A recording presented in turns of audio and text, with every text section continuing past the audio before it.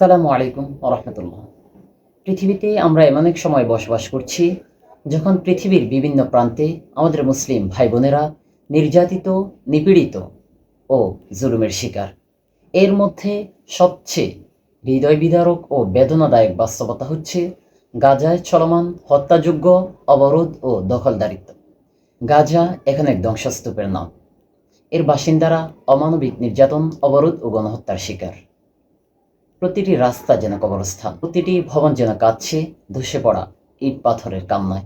রক্তমাখা হচ্ছে শহরের ইট পাথর, ধ্বংস হচ্ছে ঘরবাড়ি, কেঁদে উঠছে প্রতিটি নারী, শিশু ও এই জনপদের জনগণ। আগামীকাল 12 এপ্রিল, রোজ শনিবার, প্যালেস্টাইন সলিডারিটি মুভমেন্ট বাংলাদেশ কর্তৃক আয়োজিত সোহরাওয়ার্দী উদ্যানে মার্চ ফর গাজা অনুষ্ঠিত হতে যাচ্ছে। মার্চ ফর গাজার সাথে পূর্ণ সংহতি জানিয়ে আপনাদেরকে স্বতঃস্ফূর্তভাবে অংশগ্রহণ করার জন্য আহ্বান জানাচ্ছি।